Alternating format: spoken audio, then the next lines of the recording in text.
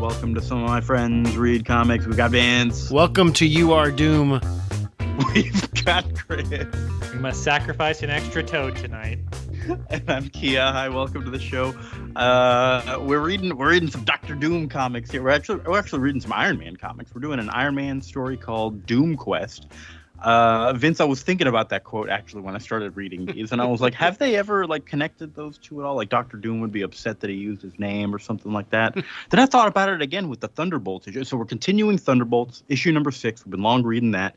We're gonna have some Doom trademark infringement coming up later there. Yeah, I messed up on that on the tease. I thought double Doctor Doom episode. And that was not the case. It's a different Doom. A different Doom. We'll get to that later, though. We're reading some Iron Man stuff. Have we ever read any actual Iron Man comics? That's a we never did Demon in the Bottle. No, we still haven't done that one. No, one of these days maybe.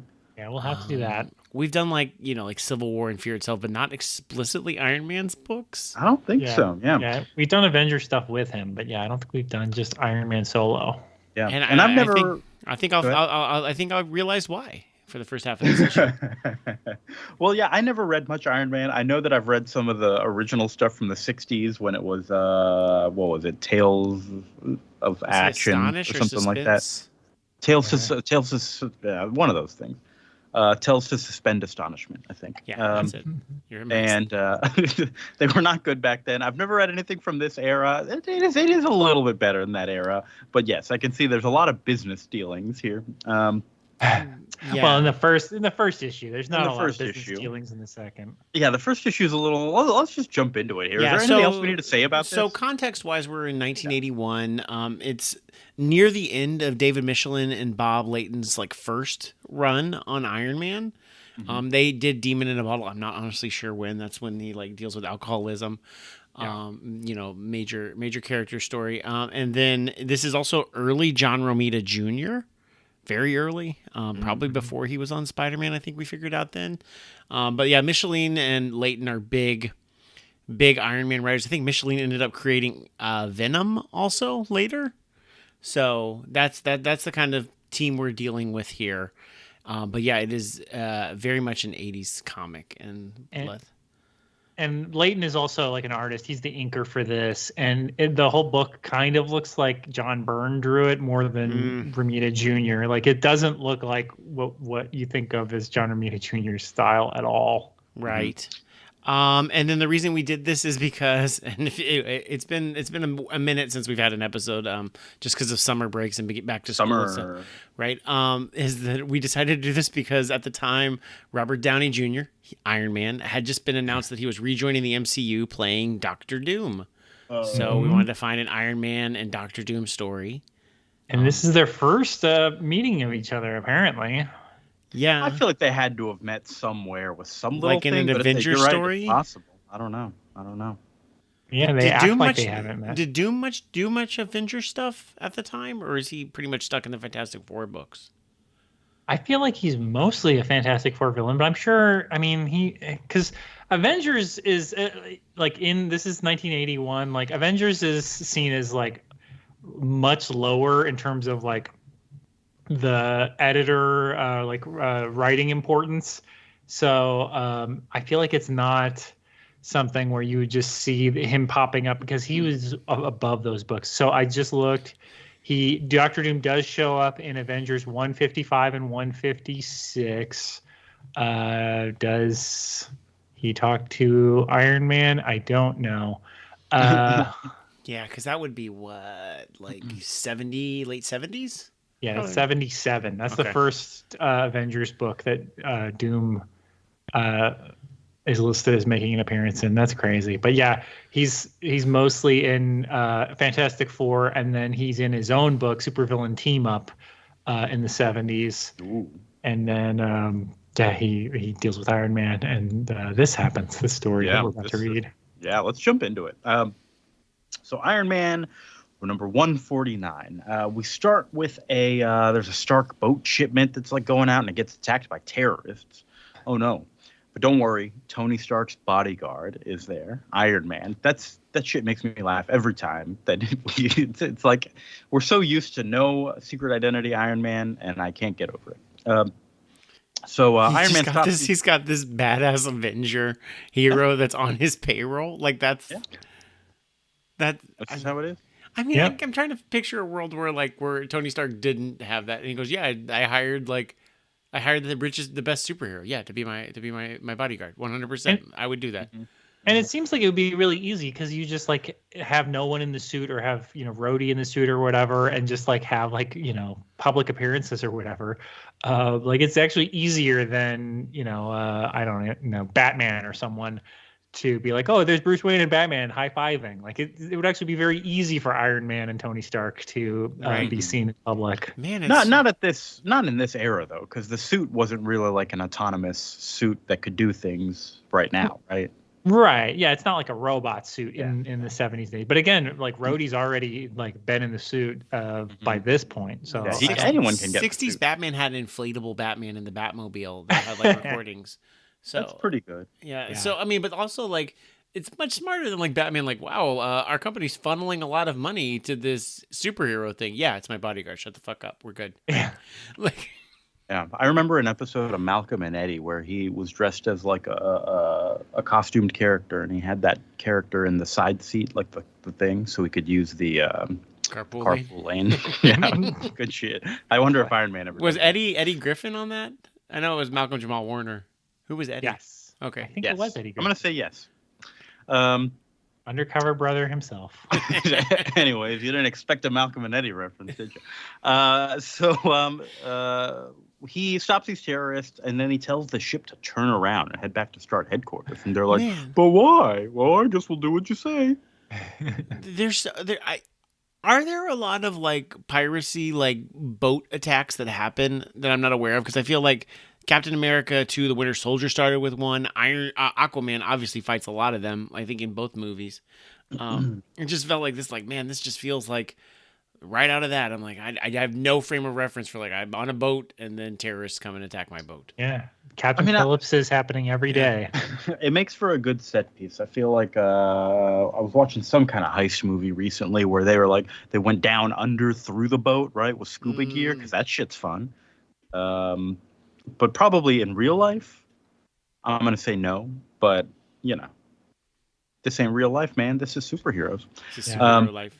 I think he also So, makes a mention that this is the solar powered suit in here, which I didn't realize. And also my knowledge of solar powered panels is like, you're not going to get that much power for this kind of suit, but okay.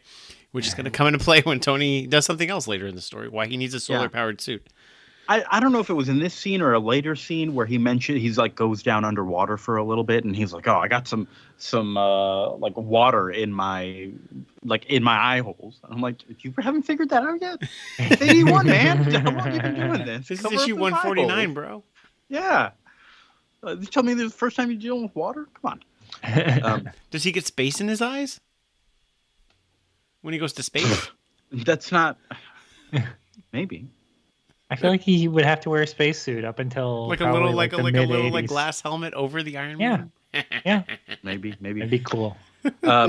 So he's got to get back to headquarters because there's a regional manager meeting happening. High stakes. High stakes, and it's at was his headquarters? I don't remember his headquarters ever being on Long Island, but that's where it is here. Yeah, I didn't know. I guess that's the status quo in the 80s. Sure. Is his base is there, and he's like, oh, I can't go to my base because it's actually got exploded 2 issues ago. Yeah, like his penthouse got exploded. He's staying in Continuity. some other but he gets he's also dealing with like his current fling. Bethany is away on a secret mission, and he was like, oh, my life is tearing apart right now. Like it seems fine, all things considered, compared to everything else we've dealt with. I do like though that these editor notes are helpful. Like, who is They are. Bethany? Because I've never heard of Bethany. It's like it's his current, and it even says current squeeze. Like, and saying like she's not gonna last forever. She's just who she is today.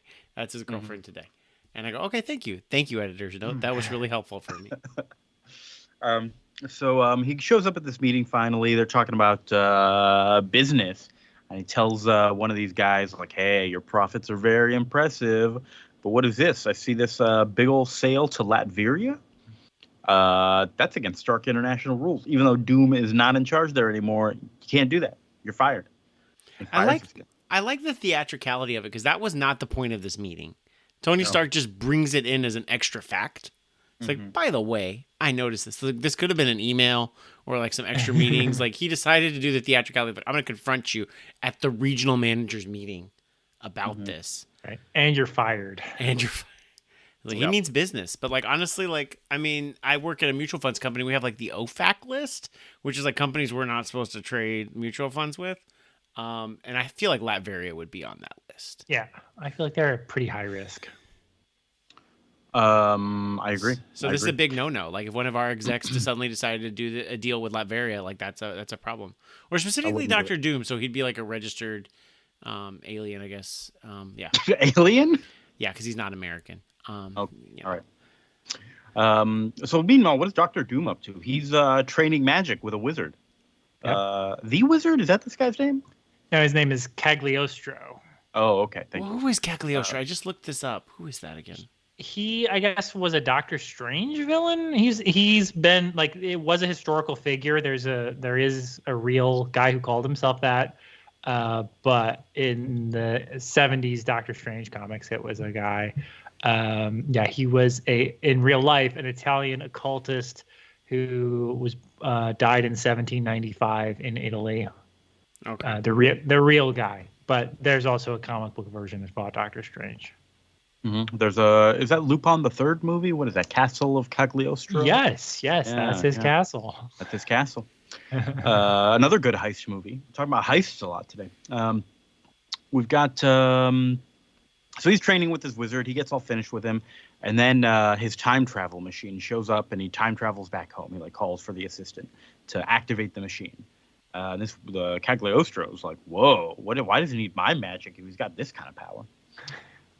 So he teleports back in time to where he's supposed to be, back to his base. His assistant Hauptmann has been operating the machine, and Dr. Doom tells him, "Hey, your operation of the time thing was acceptable. You may live. And when the next circuit booster is ready, you can do it again." And Hauptmann's like, "Yeah, about those new circuit boosters, the shipment, the Stark kind of took it back." And Dr. Doom berates him and says he's going to go take care of it. Hauptmann does not like getting berated by Doom, and he has a little thought bubble monologue about hating Doom for killing his brother and how he wants revenge, and he's just biding his time. Cool. That's cool. I like that. Yeah. I do like it's some good like continuity cleanup, because I think this character, like the brother that he's talking about, was killed in like Doctor Doom's first appearance, and then like he shows up in like another appearance, and they're like, "Oh, actually, that's his brother," and they just look exactly the same. They have the same job. You killed that guy. Fuck. Okay. Well, yeah, that's his brother. So Iron Man is now watching out for a Doom attack on his stuff at a warehouse, and he's gotten word that it might be coming from a ship. Because he told okay, he's like, "We're not doing a deal with you, Iron Man, Dr. Doom. I sent you an email, probably not an email because it's 1981." And then Dr. Doom's like, "That's bullshit. I paid for it. I paid good Latverian dollars for this. I'm gonna take it back." He's like, "He's probably gonna fight." And so Iron Man's chilling at a dock. He's sitting. I don't know if I've ever seen the Iron Man suit sit. I know, it's weird. I like that he's just sitting on the floor, like not even in a chair. Like just not even on one of those boxes. He's sitting up against a box, just looking out at the ocean, and this is him on watch. What the hell, man? Have you been a superhero before? And he gets attacked from behind because he's a dumbass. He's not even saying like crisscross applesauce. He's kind of like just got like his like legs up. Like I don't. Yeah. This is not a glamorous sitting posture for any superhero. No, I don't think so. It doesn't make you look like you're ready to spring into action. Yeah, if he had a bottle with him, he would just look like a person who just passed out. Right. I know, right? Smoking a joint, hot boxing in that suit.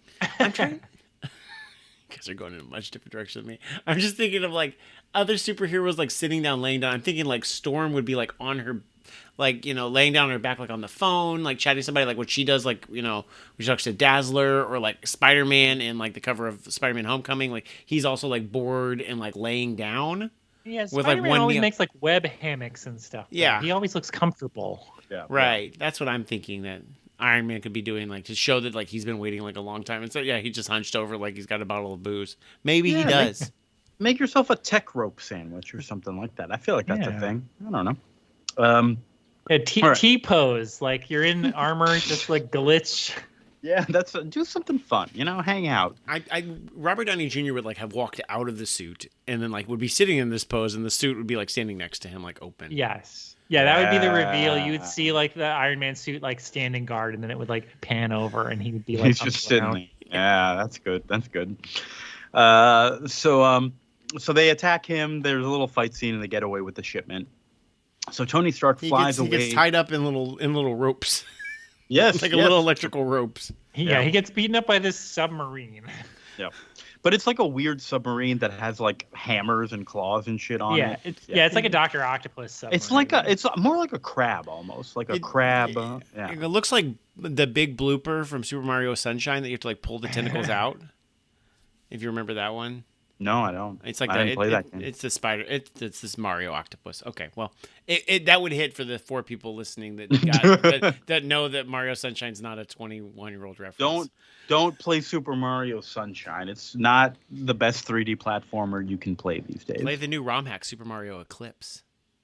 How about that Astrobot game, the new one? I'm interested in that. I want to check I played the OG Astrobot this weekend because it's free on your really PS5. Good. That one's pretty good. Hey, shouts out to friend of the show, Astrobot. We should get him on sometime. What's he Let's doing? get him on. He's out rescuing his bots.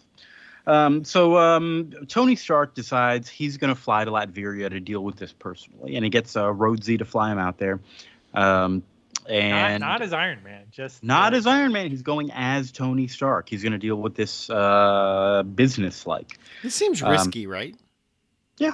Like, I think so. Up until like the next page where they reveal like the status of Latveria, I'm like, y'all, you literally like canceled a business deal with this dude, and then he attacked your warehouse like in United States, and you're like, this seems like a hostile territory, doesn't it? It's on the do not trade with list. I'm just gonna fly in there, fly a private jet to their airport. They're gonna know I showed up there. He's not like trying to do like some like surreptitious mission where he like has like a low, like a low flying plane that he like parachutes out of to then go to sneak into Doom's castle. No, he just rolls into the Latverian airport, goes through customs, and is surprised when the cops stop him. Yeah. Yeah. But the twist is the cops stop him to help him. Yeah, they're like, he's stopped by armed guards, and he's like, holy shit. And they're like, yeah, we work for the current government, who is not Dr. Doom, and we don't like Dr. Doom, and we know that you don't like Dr. Doom either, so we're going to help you. Here's directions to his castle on a little map. Good luck. He's like, okay, cool, thanks. So he shows up at Dr. Doom's castle. He shows up as Iron Man. So I'm like, why did you even show up as Tony Stark if you're just going to show up as Iron Man? Whatever. I don't know. But he shows up. Iron Man doesn't have a passport. No. Where's Iron Man's bodyguard? Was his bodyguard also on the plane, man? Like, did he also fly with him? This is very sus. Yeah, well, I guess that's Rhodesy. No, Rhodey? Rhodesy was the pilot, yeah. Okay, Rhodey was the pilot? Okay. Yeah. I don't know. Counts as close enough to a bodyguard, I guess. I don't know. Tony, he gets in there. Doom has some like illusion transparent walls there that aren't real. You can just kind of like go through them, which is a weird little kind of defense to trick people into getting in. He fights some robots. This one robot, I wanted to, what did this robot say? It was something I didn't expect, where he's like, the master will have another victim or something like that. And I was like, Doom programmed these robots to say that. Another prize for the master. That's a very specific thing to program your robots to say, I think. But he starts fighting Dr. Doom himself. Dr. Doom keeps calling him like a lackey or an errand boy or some stuff like that, because he does just work for Tony Stark. And then while they're fighting, this is when Doom's assistant Hauptmann decides to put his plan into action. And he sends Dr. Doom and Iron Man both back into time, and then he destroys the machine, trapping them in the past forever. Dun dun dun. That's a pretty good cliffhanger. I like his maniacal face when he's doing that as well. It might be on my panel of the week. It's very good. I like that. I think like Tony's like walking into Latveria though was very like, he doesn't have any like obstacles. He's like, he's got these projection things, but like that won't stop me because I'm already awesome in Iron Man. Oh, he's got these robots. They're not an obstacle to me. I'm already solving these problems. Like there's no like concern on Tony's part, but he's not played like it's no concern. Like it's played like, oh well, I figured that out. Like, there's no like nothing that gets in his way. It's kind of frustrating. Well, I think maybe that was almost like kind of on purpose. I couldn't tell if this line was meant to be like comedic, but he kills these robots in like 3 panels, and he says something like, "Oh boy, those robots were tough. Good thing there were only 3 of them," or something like that. And I'm like, okay, you kind of like cleared them out in no time. Like maybe that is the point, that it's so easy, but he's like, oh no, now I'm back in time and I'm really in a jam. Oh boy. I don't know. That's what I got out of it. Anything else about this issue? I think we're done with it. We're on to the path. I reading that first half though, I was like, with like the kind of like the way his like military kind of like pseudo military battles are, like, oh, this is one of those books. I would not read this. This is not my type of book. No, yeah. It's not like Tom Clancy or anything like that. It's just like, oh, okay, well, it's kind of like playing war games and stuff. But like, I'm not really interested in, like, I'm not. These are the things he fights. Is like a robot, and then gets tied up like with a weird electrical net, and then he fights pirates. I'm like, this is not my type of book. I wouldn't have read this. They weren't really pirates. And yeah, they were. Come on. They were like technically modern pirates, but that's not the same as what you think. Yar pirates, yeah. Thank you. Yeah, the boring modern pirates that are just like mean and scary, and Captain Phillipsy. Yeah, not old pirates that are friendly and nice. Yeah, they have hooks for hands that are fun. You played by the rules, the ghost pirate rules. Yeah, they put you in the boo box if you be speaking up against them. Yeah, like those kind of pirates. Those guys are fun. Yeah. Those were our friends. The ones that hate alligators that have clocks. Those are the kind of. Wait a minute. All right, so Iron Man number 150 here. I do like the cool visuals. It is it's a bigger issue. Is it double sized? Yep. It's a special double sized on the cover. Oh, on the cover, yes. So we have some cool visuals with them getting sent back in time. I really like them. It's not at all what I think of with Romita art. You're right. I was thinking about this at this point where I'm like, yeah, it doesn't really remind me of like John Romita Jr.'s stuff that I've seen at all. Have we read anything with Bob Layton before? I know I've played his video games when he was a professor, but I haven't. I haven't like looked at. Did we do anything with him? This unwound future that we have here. I don't think so. Have we? I don't know. I like it. It's like nice and clean. It's crisp. Everything is pretty dynamic and nice. It's not bad. Yep. So they land in like some big empty field. Not that empty, but they're in a field, and Doom is like, oh, this explosion or whatever threw us into the courtyard. And Iron Man's like, there's like a castle back there, Doom. And he's like, oh, we're in Camelot. And Doom has been researching this era. That's why the controls were already set to go here. And he's not super worried about getting back to the regular time. He's got some business to take care of here. And then some knights show up. I do think at this point I realized, like, oh, it is kind of funny that Dr. Doom and Iron Man could both pass as like some kind of weird knight that doesn't look like a standard knight, you know? Yeah. I like that.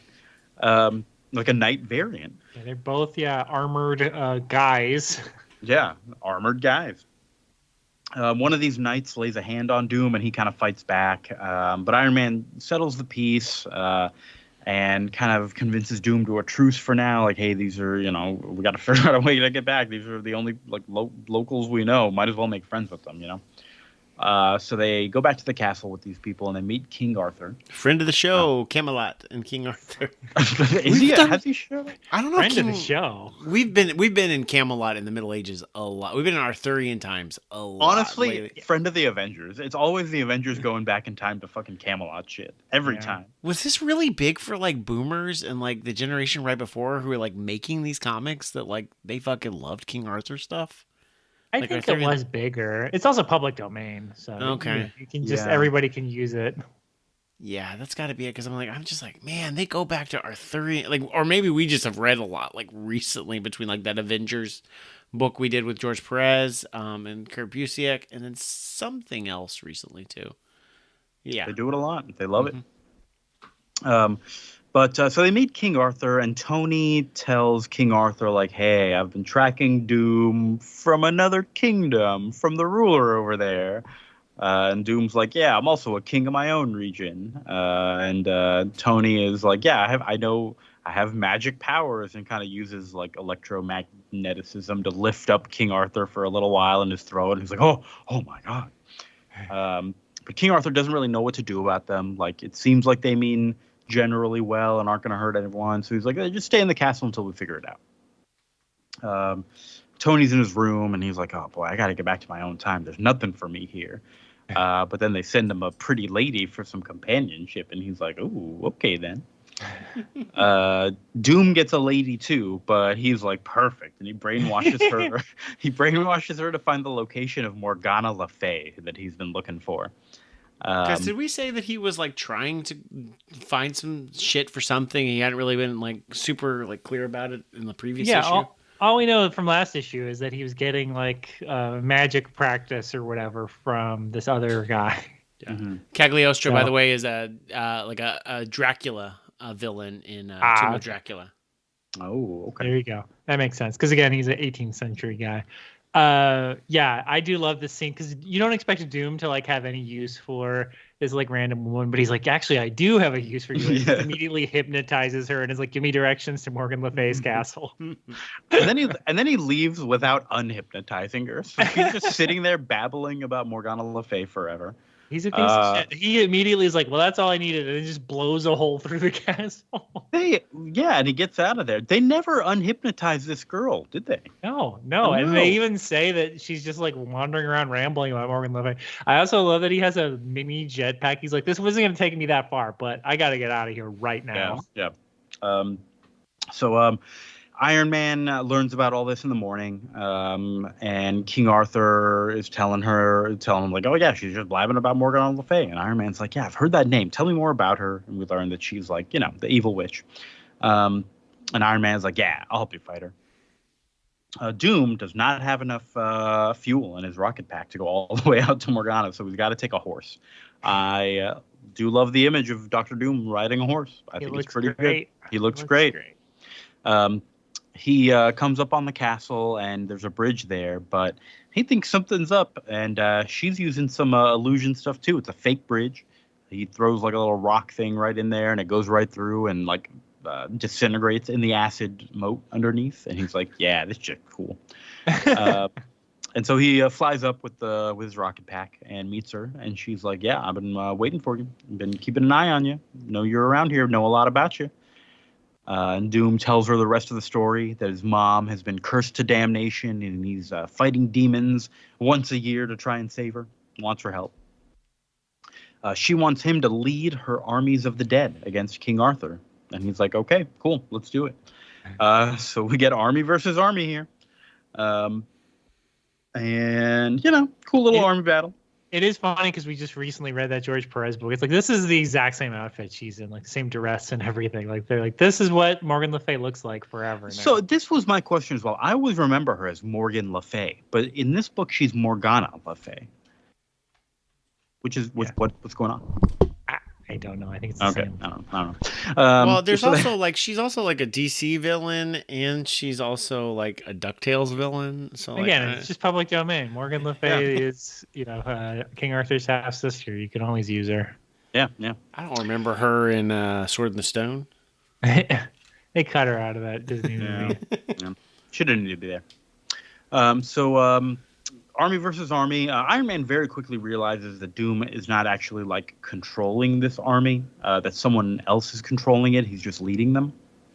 So he flies out to Morgana. He's got to fight her. Where did the undead get all those horses is my question. Like, they're like, oh, Morgan Le Fay is like, oh, every one of these undead people were killed by Excalibur. That's why they hate King Arthur. Like, you didn't kill that many horses. Are they well? You're saying the horses... Well, the horses don't need a hate. They don't. Do they need to have like? Are they dead horses, right? Well, I guess that's my question. Are they human horses or no, not human? Are human they living horses? Are they living? That's right. Are they My Little Pony style human horses? Or are they BoJack Horseman horses, where they're like horse on top, human on bottom, reverse centaurs? Yeah, no. Are they living horses or are they zombie horses? Because if they're zombie horses, it doesn't make sense. I think they're zombie horses, but not necessarily murdered zombie horses. I think they're just any old dead horses die, over the course of thousands of years. Yeah, how many horses have died? In any war, do horses have a stake in the conflict? Yeah, they care deeply about who's right and who's wrong. They're like, I don't. I mean, I know I don't. I was not personally murdered by Excalibur as the horse, but I'm getting zombie oats, so I'm gonna hitch my wagon to this guy. All right. Yeah. Zombie oats. That works for me. I hear those horses over there hate sugar cubes. Let's get them. So Iron Man has to fight Morgana's bird, which is my favorite kind of bird. It's a bird. My favorite kind of animal. Any animal that grows into a bigger, more monstrous version of the same animal. Yeah, it's like Agatha Harkness's black cat that turns into a panther. I was thinking of Cringer turning into Battle Cat, or She-Ra's horse, whose name I don't remember. That Agatha Harkness show is starting the day this episode comes out. I mean, a timely reference. Yeah, what's it called? Like Agatha. It's Agatha all along. All now. along, yeah. All along. 3.5-year-old reference. That's the title of the show. Yeah, it was like a February 2021 show, and it was originally called like Agatha House of Harkness, then Agatha Coven of Chaos, and now they've just decided it's Agatha all along.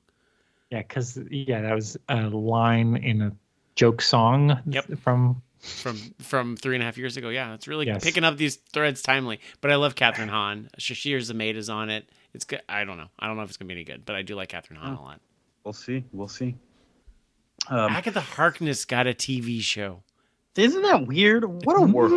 What a world we're living in here. In a world where Madam Web got a movie also, I'm like, you know what? Agatha Harkness makes more sense to have something.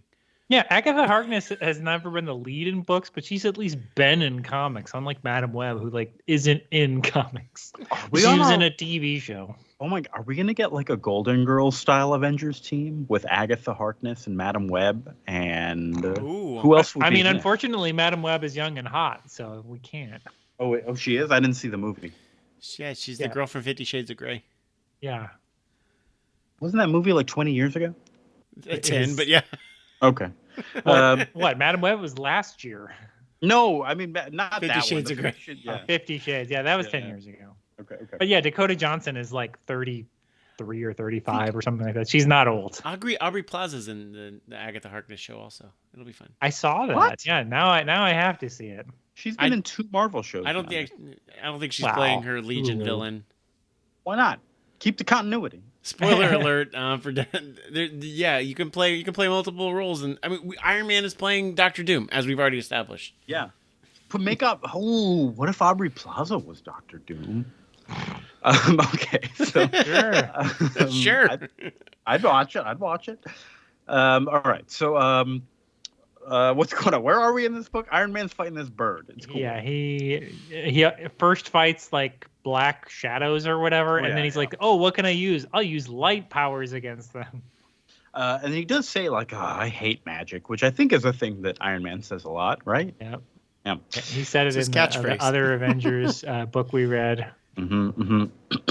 So Iron Man shows up after he beats all of her little whatever she's throwing at him, and she's kind of like, I don't really know how to deal with you because you've got technology that I've never seen before, so I'm just getting out of here. And she teleports away to another dimension, and the army just kind of falls dead. And Doom is like, wait a minute. Oh, shit, I realize what's going on here. And he flies back to the castle, and he is pissed because he's like, hey, where'd she go? I need her. But she's gone. And Iron Man's like, yeah, I don't know what to tell you, man. She's kind of disappeared. So they're both still stuck in time, and Iron Man and Dr. Doom agree to a truce. They're going to be like, all right, here's what we're going to do. We're going to build a time machine out of whatever pieces we can kind of pull out of our suits to build a time machine. So they shut down. I do love that Doom's like, I'm going to kill you someday. Yeah, He's someday. Like, someday? What are you talking? He's like, well, we have to work together right now.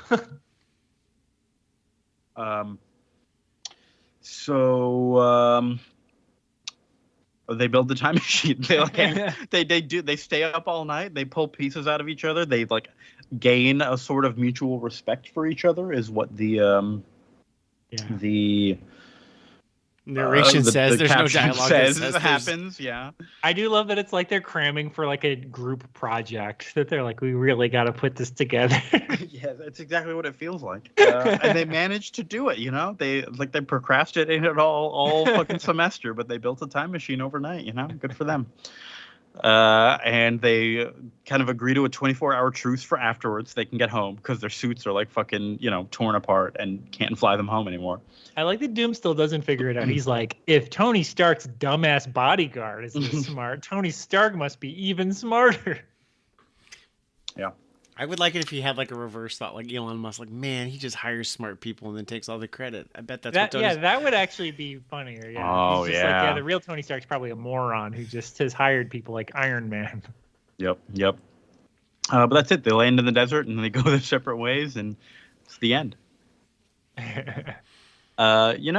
Pretty fun idea for a story. I don't think it needed to be a double-sized second issue here. But fun concept. I enjoyed a lot of the little ideas in there, even if the whole thing wasn't like a super blast to read. It was fun enough. I don't know. What'd y'all think, Vince? I mean, like on like the micro level, I think that like I don't like Iron Man. I don't like these Iron Man comics. Like he's fighting this dragon, and the Deus Ex Machina is like, oh yeah, that's right. I have Freon in my suit. We've never mentioned this before or later, but I can just give him this whole tablet, freeze the dragon, and now it's done in a panel. Like that's frustrating to me. Like it's just like a storytelling device, and I feel like Iron Man does that bullshit like a lot. So that frustrates me. I feel like, and this is probably expecting way too much of a book from 1981. That's written for children, but I was hoping for more like Doctor Doom and Iron Man, like magic versus science. We're both like leaders, like what are their perspectives, like two sides of the same coin, like some type of interaction on that level, and that's not here at all, and that's my fault for expecting that, I guess, or wanting that. I mean, we get plenty of that with Reed and Doom, right? Yeah, I mean, I would hope that if Iron Man was still alive in the MCU, they would explore that like a little, but yeah. Chris? I really like 150 at least. I really enjoyed that because like my pet peeve, especially with modern comics, like I want to enjoy like the Captain Marvel books that have been put out in the last like decade. But every time, I mean, first of all, Marvel puts out a new one every year, which is annoying. But then they put out a new one, and the first like 7 issues is just one story, and sometimes it's a time travel story. And so I'm just like, are we ever going to get back to like the regular book? And so I thought it was great that for just like, this is one issue, double sized. There's a zombie army. It's crazy. It's a lot of fun. And then it's over. It's just like this could have been 6 really mediocre issues. Honestly, it could have been 12.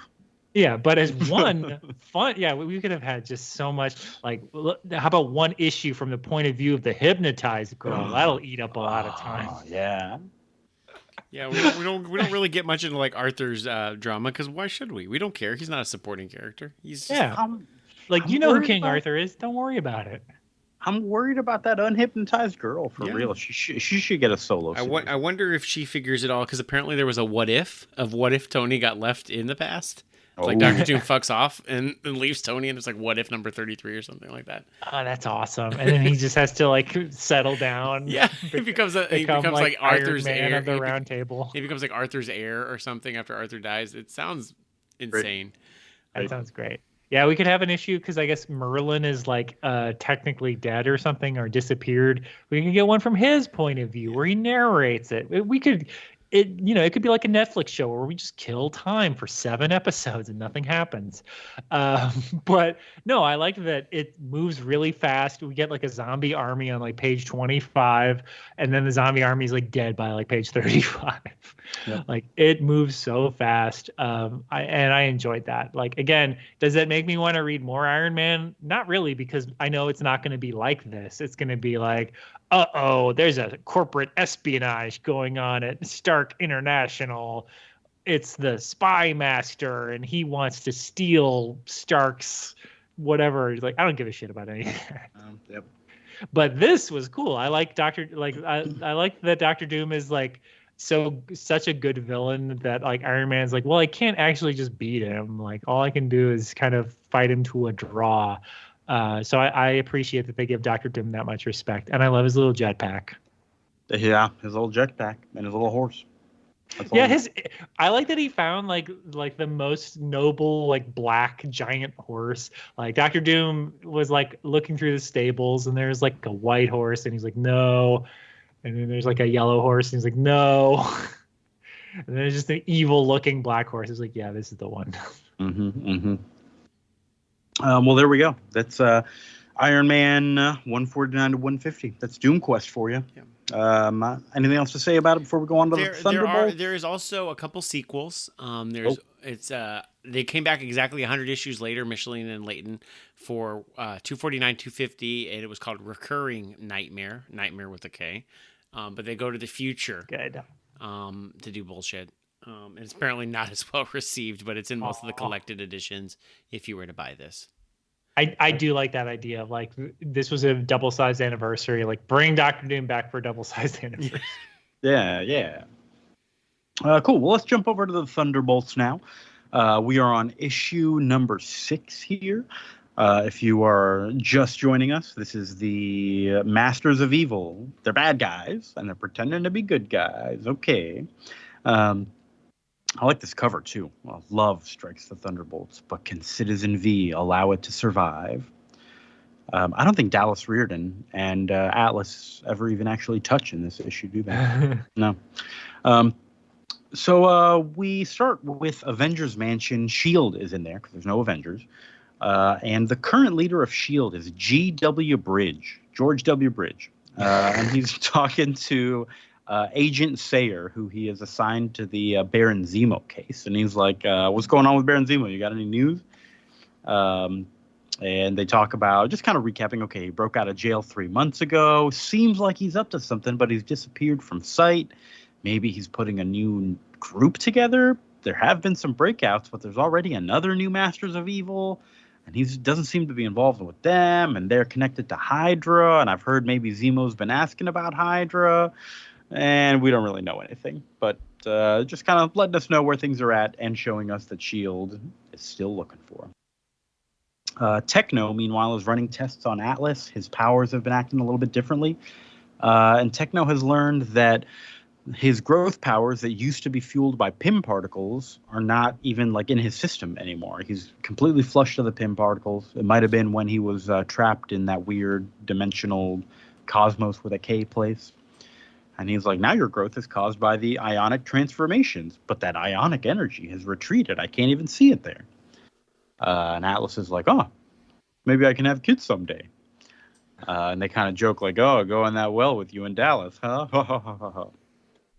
And Citizen V is watching this on the monitors. He does not like how happy everyone's getting to be, like he hates it. Heroes and stuff. Melissa and Abe, Mach 1 and Songbird, they are opening bags and bags of fan mail, and they're all excited about it. Willie Lumpkin is going to bring even more mail tomorrow, because I guess Willie, the Fantastic Four's employee, I guess he's still the mailman for them.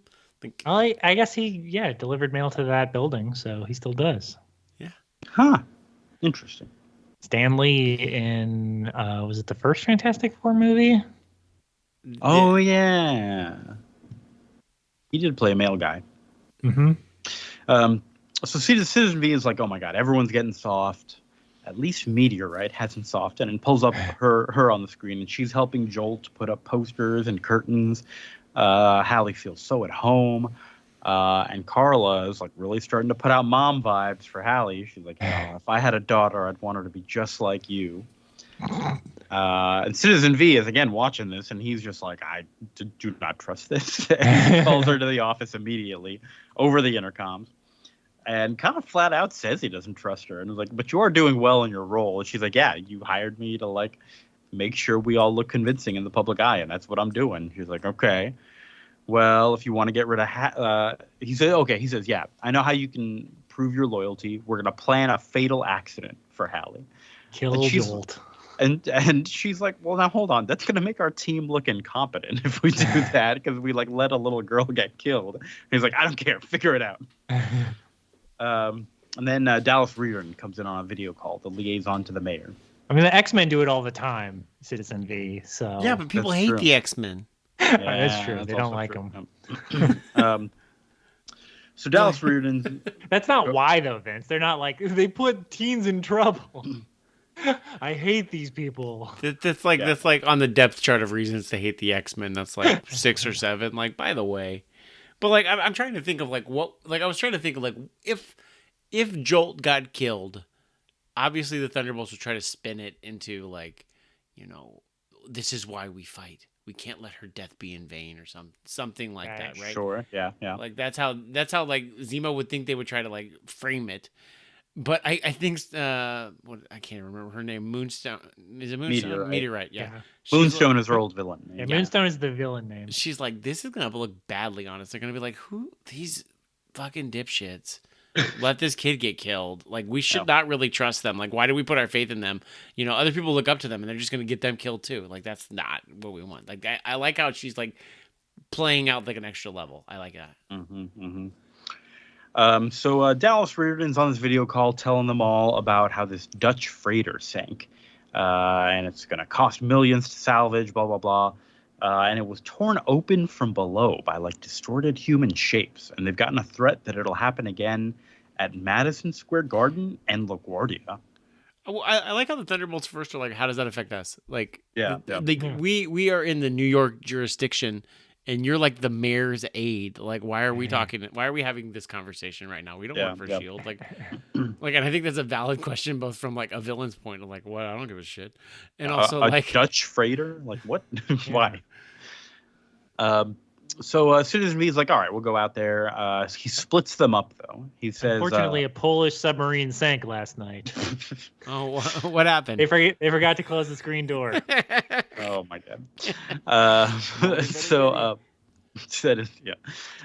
We could also talk that. We could make it an Aggie joke. Also, we're from Texas. Oh my god. So Citizen V splits up the team. He puts Mach 1, Techno, and Meteorite go into the airport. And Jolt, Atlas, and Songbird are going to come with him to Madison Square Garden. And he did kind of purposefully split up the people who are the chummiest together. And Abe, Mach 1, is like, hey, wait a minute. Songbird and I are kind of like a flying team. And he's like, this is what I fucking said. Let's fucking do it. He didn't drop an F-bomb. But what did he say? If my decisions are done being questioned, let's go. And at Madison Square Garden, they run into the elements of Doom. Not Dr. Doom, just the elements of Doom. They're not Doom's elements. No, we got phosphorus, scandium, barium, cobalt, and hafnium. And at LaGuardia, we got carbon, dysprosium, erbium, and cadmium all clutching onto a plane that's about to land. And they're fucking destroying this shit like crazy. It's kind of wild how much they're tearing at this plane. I would be terrified if I was on that plane. Jolt remembers some info about the elements. She read an interview with Falcon about them, where they were created by a Russian nuclear experiment. And supposedly there's one of them for every element. And Citizen V is like, oh, they're Avengers foes. Okay. The elements can talk. They say, we want the UN to cave to our demands. Did we hear what their demands even are? What are their demands? I don't know. I do like that the elements of Doom are cinephiles, because they're like knocking on the windows being like, humans, come out and play. Yeah, they know. Okay, I guess they like the Warriors. Yeah, they're for the fans. And Jolt uses her brain to shoot some water at sodium to create a gas explosion. Then Techno and Mach 1 land the plane. Like, the computer systems are out, so Techno's trying to like get into it to land the plane, but he can't connect to anything.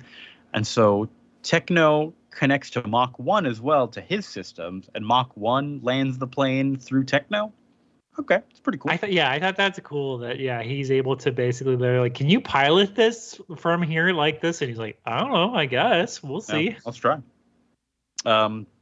Then they, after they help with the plane, they come back to Madison Square Garden to help Songbird get rid of this gas that's been created. Songbird is trying to like blow it away.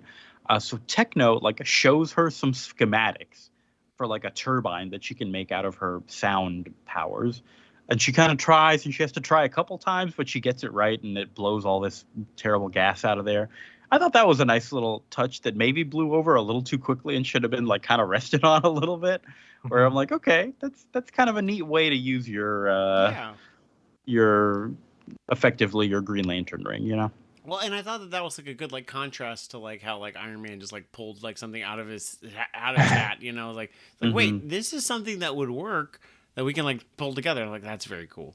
Yeah, Like it and came kind of like more use it, organically. and it uses it as a way to like kind of level up her powers and her abilities and stuff. Right. I always like that.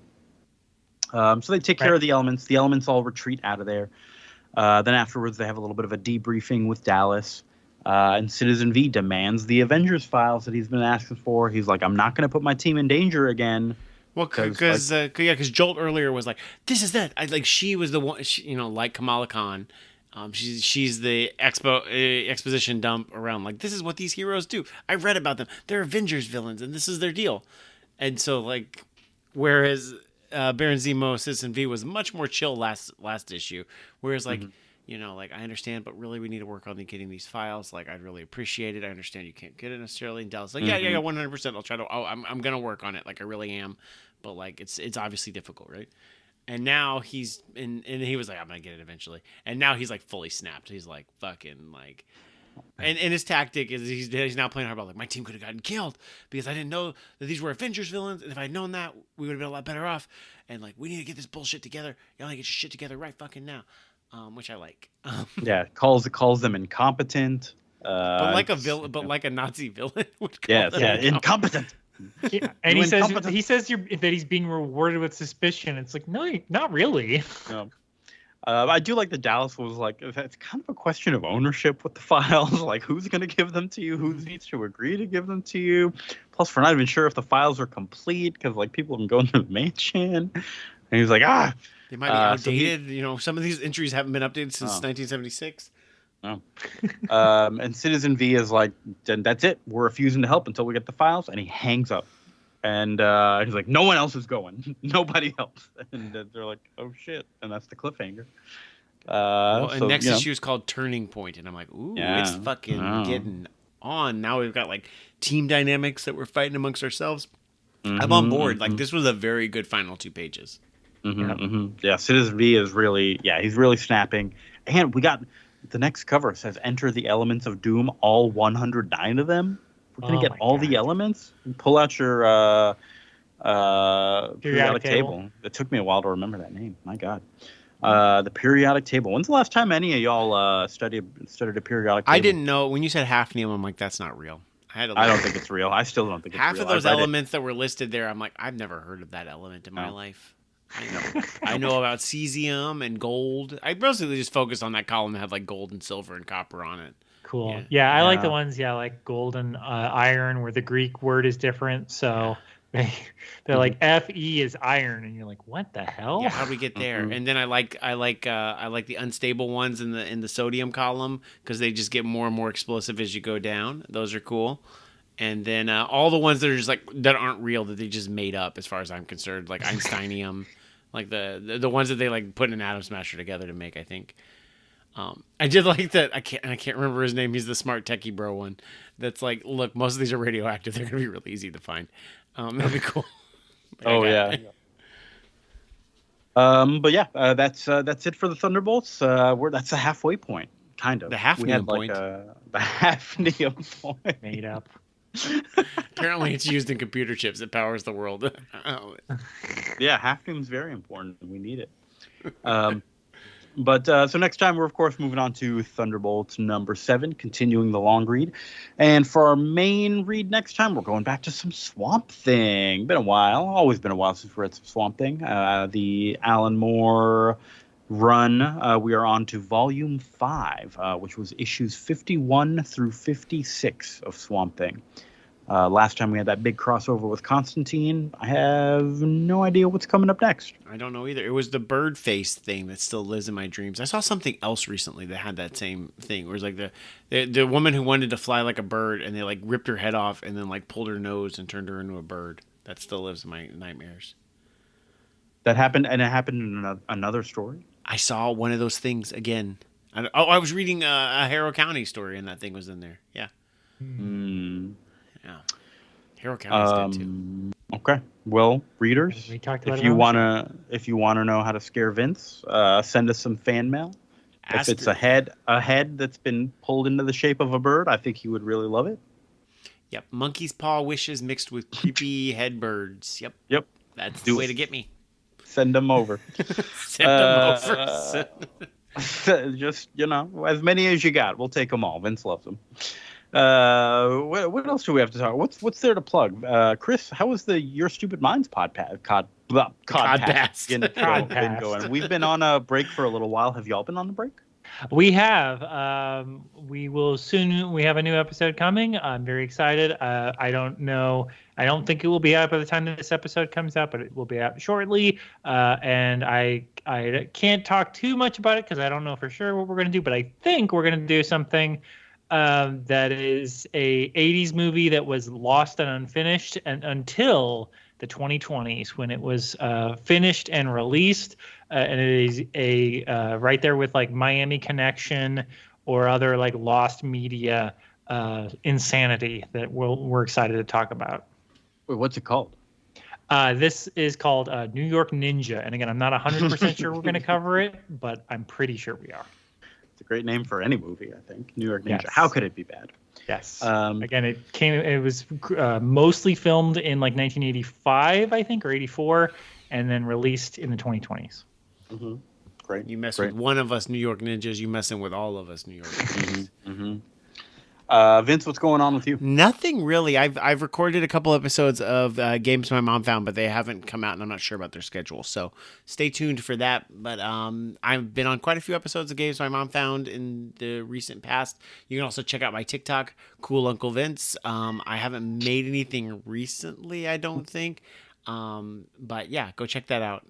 TikTok's big. Y'all heard TikTok of this? is big. Yeah, I'm monetizing with my 13 likes per video. Yep, I'm gonna do it. I know, right? Do it. I'm big. I was also in Games My Mom Found that we talked about Sandman. Yeah. Okay.